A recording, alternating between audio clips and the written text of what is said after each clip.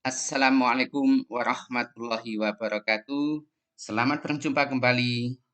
Kali ini kita akan mempelajari tentang cara menentukan KKM atau yang kita kenal dengan kriteria ketuntasan minimal. Apa itu KKM? Mari kita pelajari bersama-sama.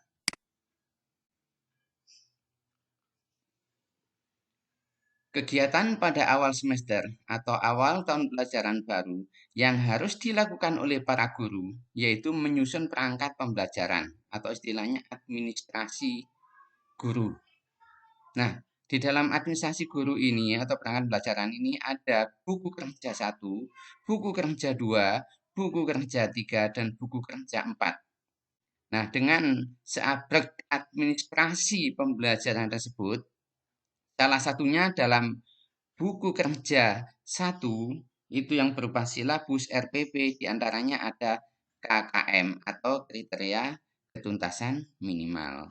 Apa itu KKM? Yang dimaksud dengan KKM di sini adalah kriteria ketuntasan belajar yang ditentukan oleh satuan pendidikan, dalam hal ini sekolah, dengan mengacu pada standar kompetensi lulusan. KKM ini merupakan capaian kompetensi minimal yang harus dikuasai oleh peserta didik setelah mengikuti pembelajaran. Nah, KKM ditetapkan pada awal tahun pelajaran baru dan dievaluasi pada setiap semesternya atau setiap tahunnya. Nah, KKM yang ditetapkan ini atau yang ditetapkan oleh satuan pendidikan dalam hal ini sekolah itu didasarkan pada forum MGMP sekolah atau musyawarah guru mata pelajaran di sekolah. Jadi masing-masing mapel mengadakan forum diskusi untuk menentukan KKM. Kemudian nilai KKM dinyatakan dalam bentuk bilangan bulat. Ya, sekali lagi bilangan bulat, bukan desimal atau pecahan, tetapi bilangan bulat dengan rentangannya antara 0 sampai 100. Jadi KKM nanti bentuknya bulat, misalkan 75, 76, 64, tidak ada 64,5, 75,6, jadi bulat, dibulatkan ke atas. Sedangkan nilai ketuntasan belajar maksimal dari rentang 0 sampai 100 tadi, maka maksimalnya adalah 100. Sedangkan target ketuntasan nasional yang diharapkan oleh pemerintah mencapai minimal 75. Jadi KKM ideal yang diharapkan secara nasional itu adalah 75. Apakah boleh di bawah 75? Jawabannya, sekolah dapat menetapkan KKM di bawah target nasional. Jadi di sini diperbolehkan. Misalkan KKM matematika 60, boleh? Boleh. Yang kemudian ditingkatkan secara bertahap sehingga mencapai 75. Bagaimana caranya? Yaitu dengan cara dievaluasi. Apanya yang membuat KKM tidak bisa meningkat? Apakah pembelajarannya? Apakah sarananya? Dan sebagainya. Kemudian nilai KKM nanti harus dicantumkan dalam LHBS, lembar hasil belajar siswa, atau biasa kita kenal dengan nama rapot. Jadi nanti mapel bahasa Indonesia KKM-nya berapa, nilainya berapa. KKM mapel matematika KKM-nya berapa, nilainya berapa. Sehingga kita bisa membandingkan nilai yang kita peroleh dengan KKM yang ditetapkan oleh sekolah. Nah, untuk menetapkan KKM ini dirumuskan setidaknya dengan memperhatikan 3 aspek. Aspek apa saja itu?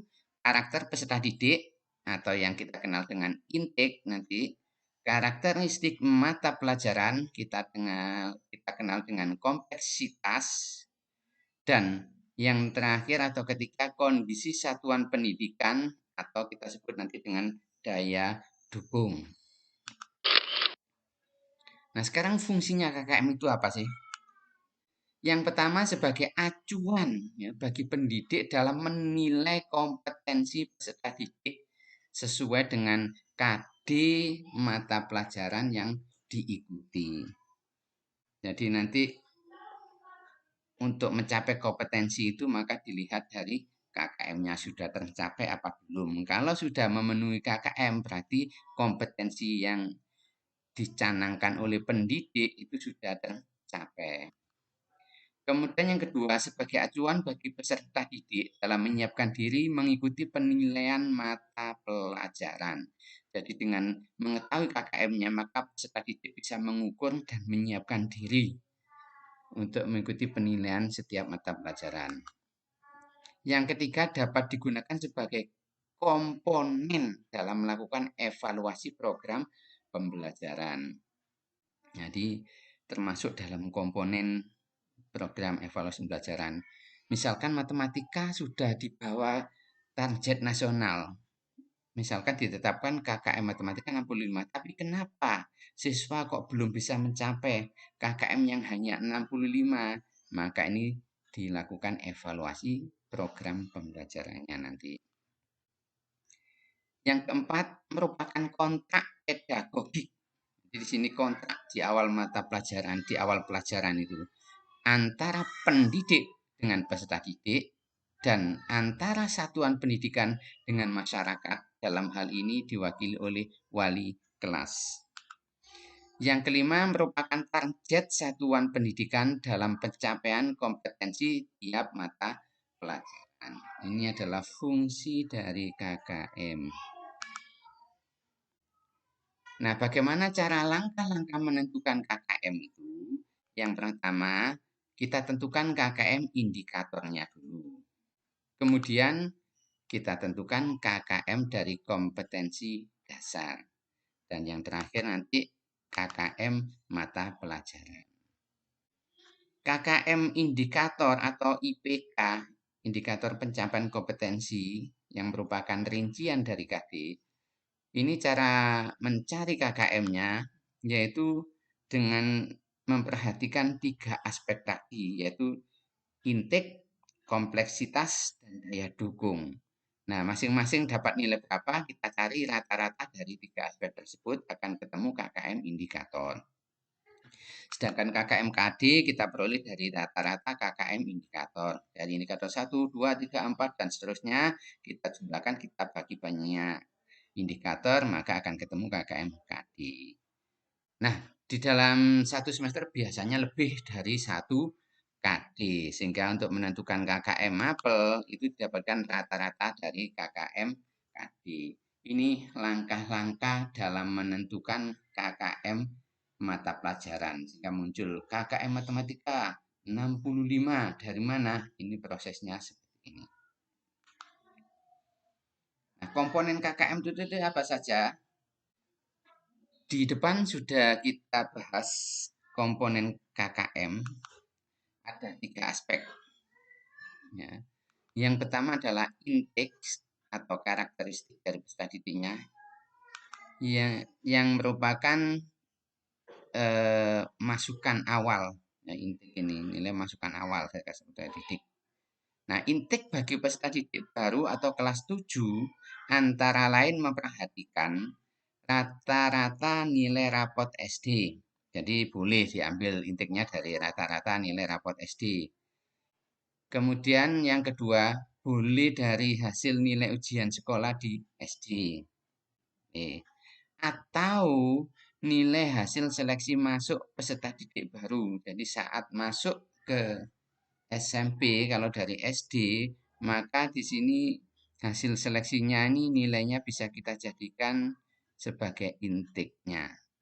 Atau juga dengan hasil pretest. Jadi sebelum belajar mengajar dimulai, diadakan pretest untuk semua mata pelajaran yang ada di SMP dan hasilnya rata-ratanya dijadikan sebagai intake dari masing-masing masing-masing mata pelajaran. Kalau pakai nilai rata-rata raport SD, tentunya ada mapel yang di SMP tidak ada di SD. Demikian juga ujian sekolah maupun hasil seleksi masuk peserta didik baru. Itu hanya beberapa mapel saja yang bisa dijadikan inteknya. Sedangkan mapel yang lain itu tidak muncul. Maka yang paling pas yaitu dengan mengadakan pretest. Ini semua mapel akan ternaungi nanti. Sedangkan untuk intake bagi peserta didik kelas 8 dan 9 untuk tingkat SMP, ini dengan memperhatikan nilai rapot semester sebelumnya. Jadi misalkan mata pelajaran matematika si A dapat 65, si B dapat 70, si C dapat 90. Nah, ini nanti kita rata-rata itu kita jadikan intake dari mapel matematika untuk kelas 8 ataupun kelas 9. Komponen yang kedua yaitu kompleksitas. Ini merupakan karakteristik mata pelajaran. Apa kompleksitas itu? Yaitu tingkat kesulitan dari masing-masing mata pelajaran yang ditetapkan melalui expert judgment. Jadi melalui expert judgment. Jadi melalui pendapat para ahli, hasil pendapatnya dari ahli. Ahli di sini masing-masing guru mata pelajaran yang didiskusikan melalui MGMP tingkat sekolah dengan memperhatikan hasil analisis jumlah KD, kedalaman KD, keluasan KD, dan perlu tidaknya pengetahuan prasyarat atau juga lamanya waktu yang dibutuhkan. Ini sangat menentukan sekali tingkat kesulitan. Nah, untuk masing-masing mapel tingkat kesulitannya juga berbeda. Mapel bahasa Indonesia dengan mapel matematika tingkat kesulitannya sangat-sangat berbeda. Bahkan sama-sama mapel matematika, antar sekolah pun juga bisa berbeda. Yang tergantung dari SDM masing-masing sekolah. Kalau SDM-nya tinggi ya mapel yang sulit bagi sekolah pinggiran mungkin mudah bagi sekolah yang di kota. Jadi yang menentukan adalah guru tingkat sekolahnya masing-masing untuk kompleksitas ini atau tingkat kesulitan dari materi itu. Komponen yang ketiga yaitu daya dukung. Ini merupakan kondisi dari satuan pendidikan. Nah, apa saja daya dukung itu? Yang pertama yaitu kompetensi pendidik atau gurunya. Ini sangat menentukan sekali. Kalau gurunya itu sudah memenuhi syarat, misalkan harus berijazah S1 dan sudah bersertifikasi, maka itu sudah memenuhi syarat sebagai pendidik. Atau juga bisa dilihat dari nilai uji kompetensi gurunya.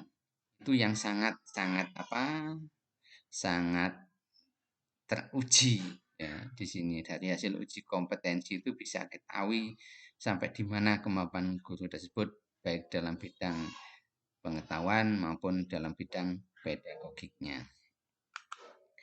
Kemudian yang kedua, jumlah peserta didik dalam satu kelas semakin banyak maka semakin daya dukungnya itu rendah, karena kalau semakin banyak akan sulit untuk mengaturnya. Yang kedua, predikat akreditasi sekolah. Predikat akreditasi sekolah ini sangat menentukan sekali sebagai daya dukung.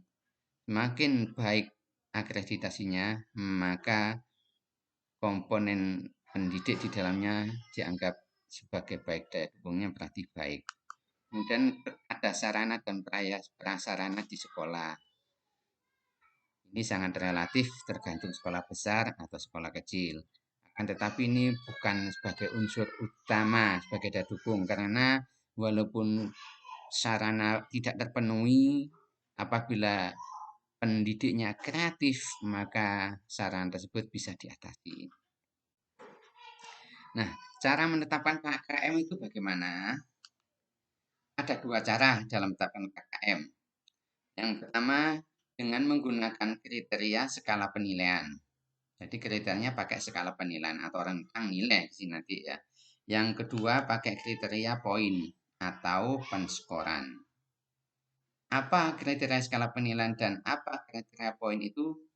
Mari kita bahas bersama-sama. Yang pertama kriteria skala penilaian yaitu menggunakan rentang nilai. Nah, di sini untuk memudahkan analisis setiap KD dalam menentukan KKM nanti perlu dibuat skala penilaian yang disepakati oleh guru mata pelajaran.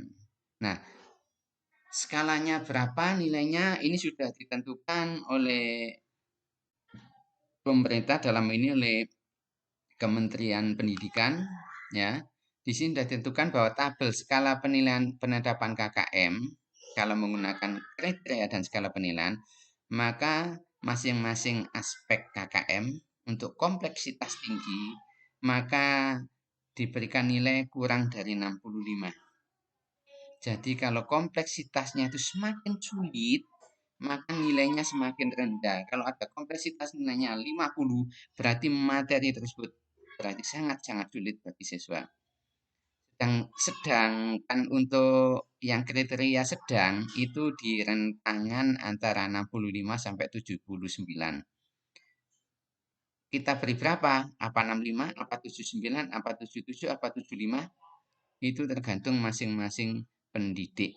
Ya, yang tahu situasi dan kondisi di kelas tersebut adalah pendidik. Misalkan sedangnya sampai seberapa?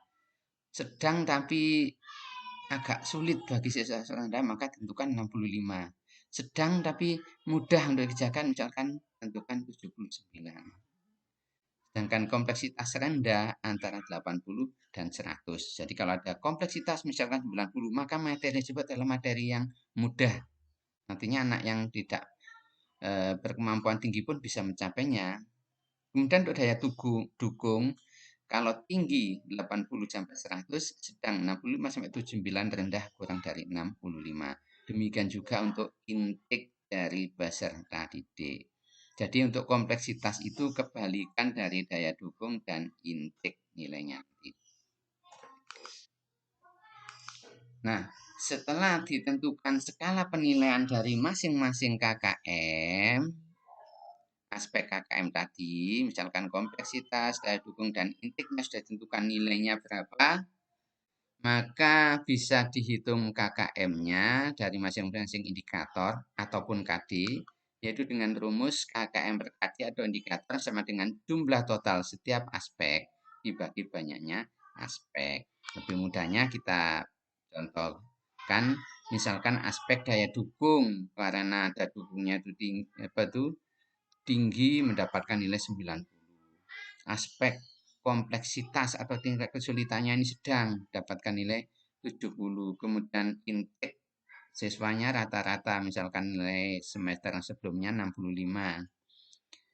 Kalau sudah ditentukan misalkan indikator 1 ini daya dukung 90, kompleksitas 70 dan intiknya 65, maka KKM untuk indikator tersebut adalah dijumlahkan 90 tambah 70 tambah 65 dibagi 3, hasilnya 75. Berarti KKM untuk indikator tersebut adalah 75. Cara yang kedua yaitu pakai kriteria poin atau di sini penskoran, disebut penskoran.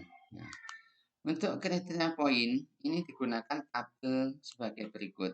Ini sudah ditentukan bahwa kalau kriteria penskorannya itu 1 sampai 3. Tadi di awal sudah saya katakan bahwa kompleksitas itu selalu terbalik daripada daya dukung dan intake. Sehingga kompleksitas kalau tinggi itu nilainya rendah.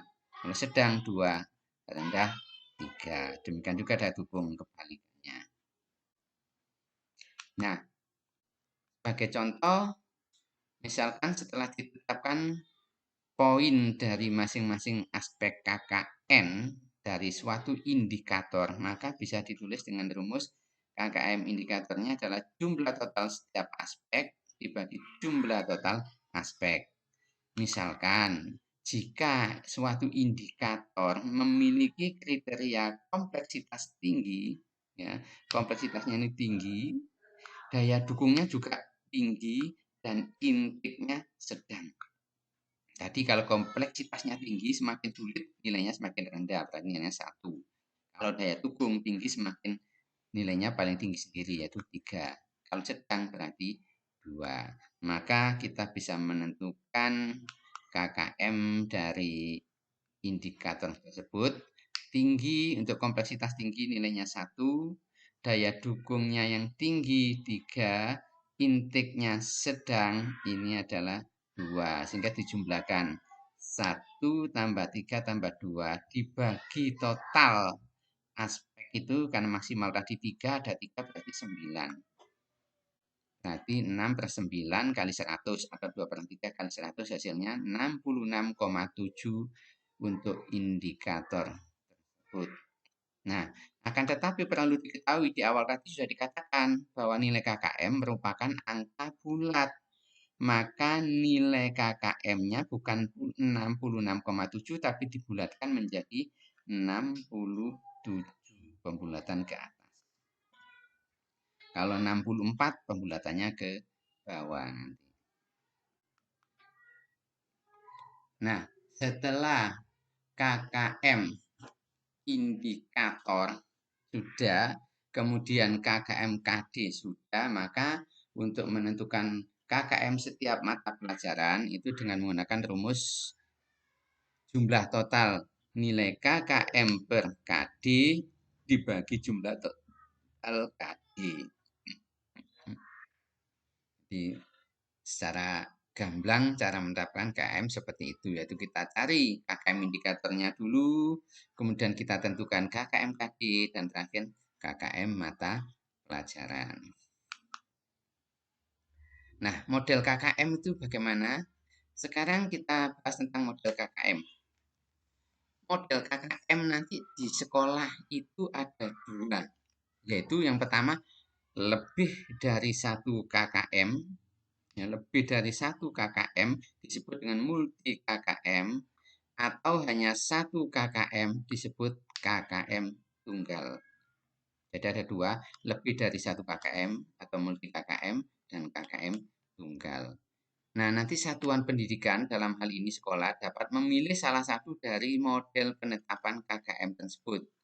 Yang mana bebas, tergantung mana yang menguntungkan bagi masing-masing sekolah setelah melalui analisis tentunya.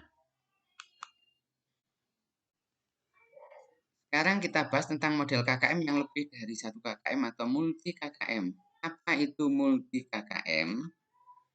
Nah, jika satuan pendidikan memilih lebih dari 1 KKM atau multi KKM, maka setiap mata pelajaran akan memiliki KKM yang berbeda. Misalkan KKM Matematika 70, KKM Bahasa Indonesia 75, KKM IPA 64, KKM PKN 75, KKM Pendidikan Agama 75, KKM Penjas Orkes misalkan 73, dan sebagainya. Jadi setiap mapel mempunyai KKM yang berbeda-beda. Ini jadi tidak sama KKM-nya masing-masing. Nah, ini sangat-sangat adil sekali karena tingkat kesulitan dari masing-masing mapel itu tidak sama. Sehingga untuk KKM sangat-sangat menentukan sekali bagi siswa. Kalau mudah materinya tentunya KKM-nya tinggi, kalau sulit tentu KKM-nya. Nah, ini sangat adil. Nah, apa implikasi dari kalau memilih multi KKM? Nah, satuan pendidikan dalam hal ini sekolah yang memiliki KKM yang berbeda untuk setiap mata pelajaran memiliki konsekuensi munculnya interval nilai dan predikat yang berbeda dalam LHBS untuk setiap mata pelajaran. Jadi di rapotnya nanti dengan perbedaan KKM ini, maka nanti predikat masing-masing nilai setiap mapel itu predikatnya tidak sama. Mungkin nilainya sama, tapi predikatnya bisa tidak sama tergantung dari KKM-nya masing-masing. Nah, untuk lebih mudahnya kita beri gambaran sebagai berikut. Ya. Contohnya misalkan KKM Mapel Bahasa Indonesia tadi ditentukan 75. maka panjang interval nilai atau predikatnya untuk mapel bahasa Indonesia nanti ditentukan dengan cara nilai maksimum dikurangi KKM dibagi 3. Nilai maksimum kan 100, KKM-nya 75, berarti 100 dikurangi 75 dibagi 3. Hasilnya 8,3. Nah, sehingga interval untuk setiap predikatnya nanti itu adalah 8 atau 9. Jadi karena dari 75 mencapai 100 dibagi 3 predikatnya itu nanti akan ada 8 atau 9. Sehingga nanti bisa ditentukan 9, 9 yang terakhir baru 8. Nah, sehingga tabel intervalnya untuk predikat KKM yang 75 ini, KKM 75, kita mulai dari yang bawah. Nanti akan ada 4 predikat ya. Dengan dibagi 3 ini akan muncul 4 predikat, yaitu sangat baik, baik, cukup, dan kurang. Nah, rentang nilainya berapa untuk sangat baik, baik, cukup, dan kurang? Tergantung dari KKM-nya. Kalau KKM-nya kurang dari 75, maka dan KKM-nya 75, nanti untuk nilai yang kurang dari 75, maka ini termasuk predikatnya D atau kurang. Nah, untuk menentukan intervalnya, tadi kan bagi setiap predikat 8 atau 9. Maka 75 dari sini kita tambah dengan 8. 75 ditambah 8 hasilnya 83. Maka rentangannya antara 75 sampai 83. Ini cukup. Ya, jadi misalkan dapat nilai 80, jangan dikira baik. Kalau dengan KKM 75 maka itu adalah cukup. Kemudian setelah 83 tentunya 84.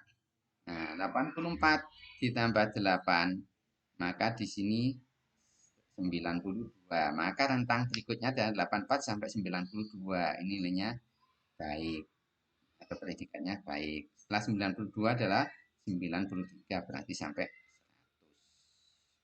Ini berarti sangat baik atau predikatnya. Nah, ini yang menentukan sangat menentukan KKM-nya. Jadi di sini kalau kita lihat rentangannya antara 75 sampai 83 ini rentangannya adalah 9, 84 sampai 92 ini rentangannya 9, 93 sampai 100 ini rentangannya adalah 8. Sesuai dengan sini 8 atau 9. Ini cara menentukan interval nilai untuk predikat baik, sangat baik, ataupun cukup. Ini KKM 75. Untuk misalkan IPA tadi ditentukan KKM-nya 74, maka caranya sama, yaitu nilai maksimum dikurang KKM bagi 3. Nilai maksimumnya 100 dikurang KKM-nya 64 bagi 3, hasilnya 12. Sehingga panjang interval setiap predikatnya nanti 12 atau 13. Sehingga kita bisa membuat tabelnya untuk KKM 64, bawah sendiri tuliskan 64. Kalau kurang dari 64 maka predikatnya kurang atau D. Kemudian dari 64 ini kita tambah 12. Kita tambah 12, hasilnya adalah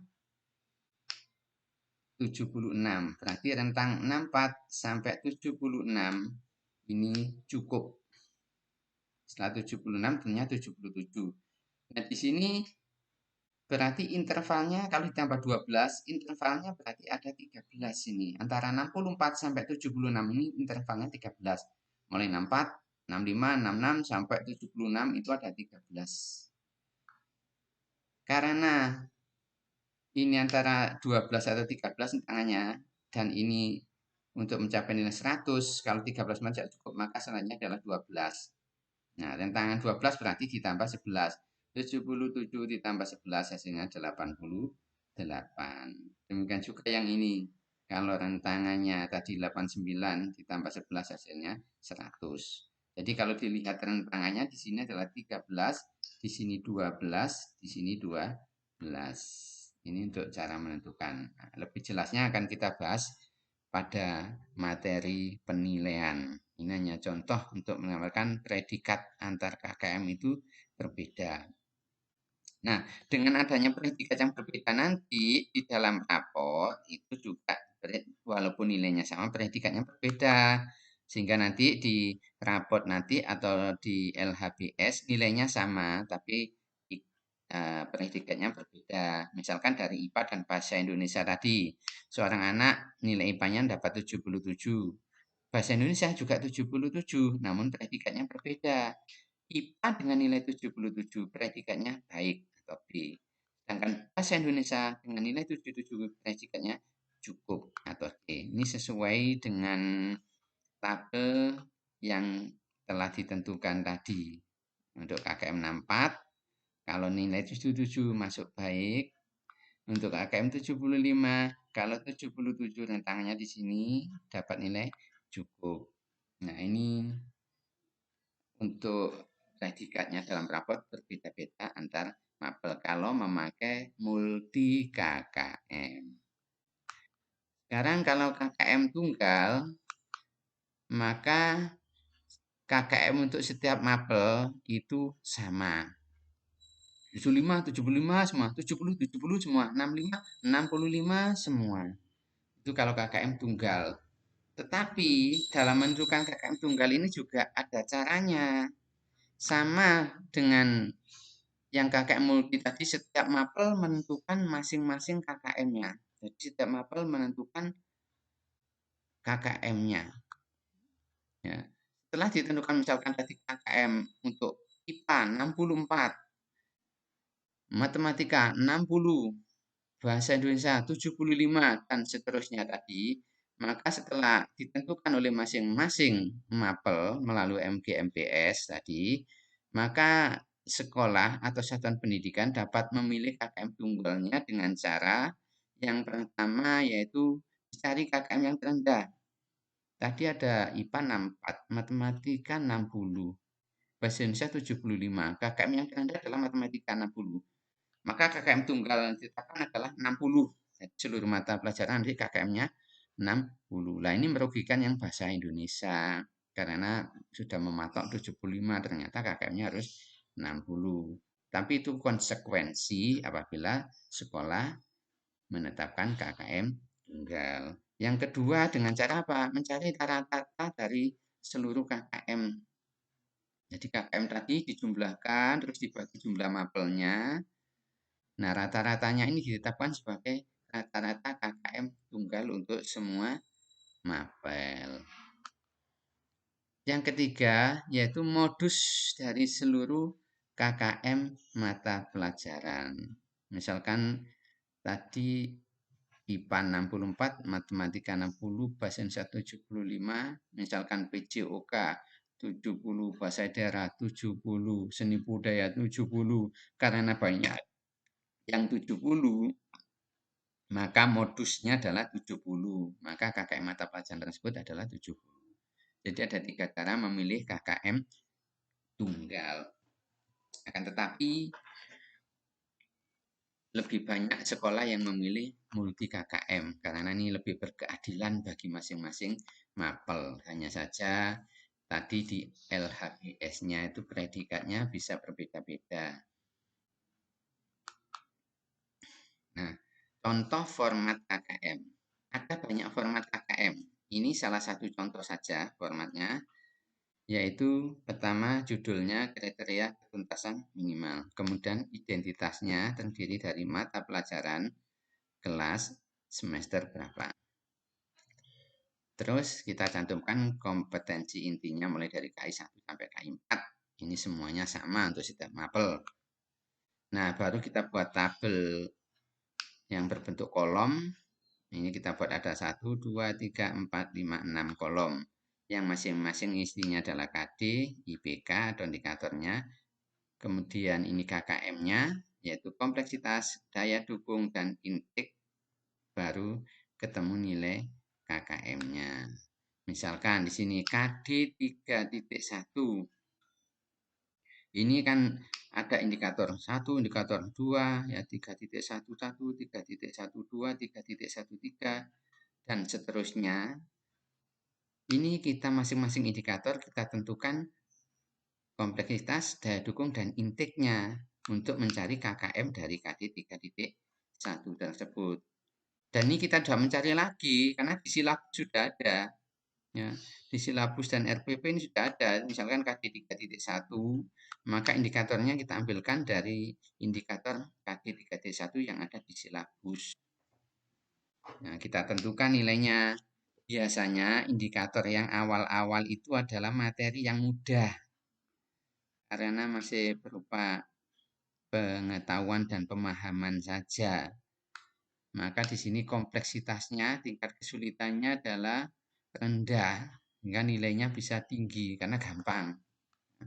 Daya dukungnya demikian juga, tidak perlu daya dukung yang aneh-aneh, asalkan gurunya sudah mumpuni maka daya dukungnya sudah tinggi, 90. Intake, nah intake ini diambilkan dari nilai rapot sebelumnya, tidak bisa ngarang. Sehingga intake untuk semua indikator ini nanti semuanya sama. Karena diambilkan dari nilai rapot. Jadi perhatikan lagi, intake ini harus sama. Kalau daya dukung sama, boleh apa enggak? Boleh, daya dukung sama semua misalkan. Boleh, tapi biasanya ada indikator-indikator tertentu yang mungkin sarannya kurang menunjang sehingga nanti daya dukungnya agak rendah sedikit. Nah, ini setelah itu indikatornya misalkan indikator 1 kompleksitas 91, daya dukung 90, intake 73, kita jumlahkan, kita bagi 3. Hasilnya dibulatkan menjadi 65. Ingat, dibulatkan. Mungkin 84, ini dibulatkan menjadi 85. Indikator 2 juga ketemu ini, indikator 3 juga ketemu ini, dan seterusnya. Tergantung banyak indikator. Baru dicari KKM KD1 dengan cara menjumlahkan KKM masing-masing indikator ini dibagi banyaknya indikator. Di sini ada 3, berarti dibagi 3 ketemu 78. Jadi KKM KD 3.1 ini adalah 78. Demikian juga prosesnya untuk KKM KD 3.2 sama dengan KD 3.1, ditentukan KKM KD 3.2 berapa? Misalkan 72. Dan seterusnya berapa banyak kaki? Kalau 5 kaki ya berarti sampai 3.5. Baru kita rata-rata KKM KD ini kita jumlahkan, kita bagi banyaknya KD, akan ketemu KKM mapel. Misalkan di sini antara 78 dan 72, maka KKM mapelnya ketemu 75. Nah, langkah terakhir nanti di bawah sendiri ini merupakan mengetahui guru mapelnya, tanda tangan. Ini contoh format, salah satu contoh format KKM. Terus kalau misalkan ada yang tidak mencantumkan indikator, hanya KD saja, boleh apa tidak? Boleh. Cuman ini cuma awang-awang karena kita menentukannya KKM KD 3.1 langsung tanpa melalui indikator. Yang lebih baik adalah melalui indikator-indikator ini baru ketemu KKM KD. Kalau tanpa melalui indikator biasanya hanya dikira-kira saja. Ya. Sehingga yang lebih baik adalah pakai indikator. Nah, dari indikatornya tentukan dulu, baru ketemu KKM KD, baru ketemu KKM mapel. Ini yang baik ya. Nah, ini salah satu contoh format untuk menentukan KKM. Nah, tugas kalian nanti adalah membuat KKM seperti ini untuk tahun pelajaran 2021-2022 semester ganjil saja. Itu tugasnya. Dikumpulkan sebelum tanggal 23 karena tanggal 23 adalah batas terakhir untuk setoran nilai di kampus nanti atau di SIAKAD, karena setelah tanggal 23 tidak bisa setor nilai lagi, SIAKADnya sudah ditutup sehingga nilai kalian nanti tidak akan muncul di dalam KHS kalian. Demikian, terima kasih dari saya. Jangan lupa subscribe. Apabila kurang jelas bisa hubungi saya secara pribadi. Assalamualaikum warahmatullahi wabarakatuh.